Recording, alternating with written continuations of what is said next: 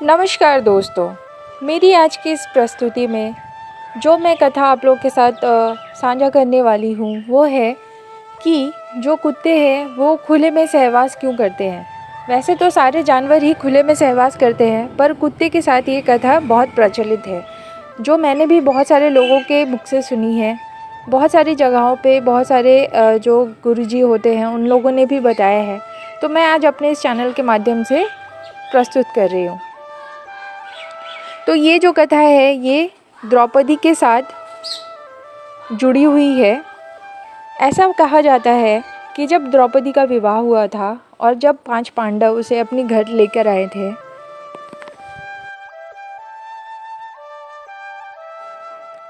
तब उनकी माँ कुछ काम कर रही थी और वो अपनी माँ से कहते कि माँ देखो हम क्या लेकर आए हैं।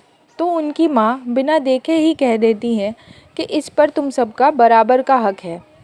यह बात सुनते ही सब लोग बहुत चिंता में पड़ जाते हैं, परंतु अपनी माँ का कथन झूठा साबित ना हो इसलिए वो लोग आपस में सहमति से ये सोचते हैं कि हम सब भाई, मतलब कि एक पांडु 1 वर्ष तक द्रौपदी के साथ रहेगा। तो ये जब सुनिश्चित हो जाता है तो जब भी द्रौपदी अपने कक्ष में होती है तो एक पांडु आता है और वो दरवाजे के बाहर अपनी खड्ग पादुका यानी कि जो उनका स्लीपर्स होता है उसे बाहर रख देता है, ताकि जो कोई भी आए तो उसे यह पता हो कि अंदर कौन है। तो ऐसा ही चलता रहता है।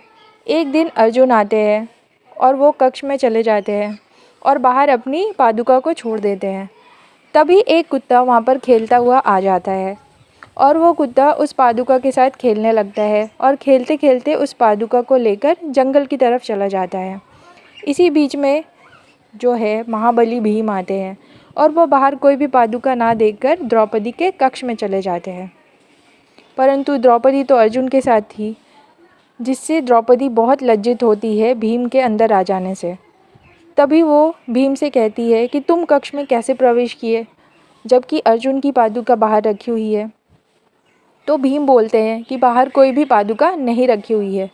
यह देखकर वो लोग बाहर देखने के लिए निकलते हैं और देखते देखते जंगल की तरफ चले जाते हैं। वहाँ पर वो देखते हैं कि वो कुत्ता उस पादुका के साथ खेल रहा है।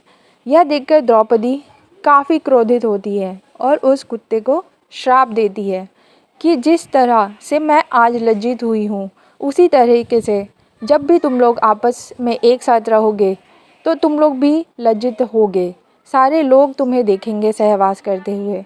तभी से ये मान्यता चलती आ रही है कि द्रौपदी ने कुत्तों को श्राप दिया था कि वो खुले में सहवास करेंगे। तो आशा करती हूँ कि आज की ये कथा आप लोगों को काफ़ी पसंद आई होगी तो प्लीज़ लाइक कीजिएगा, कमेंट करके बताइएगा।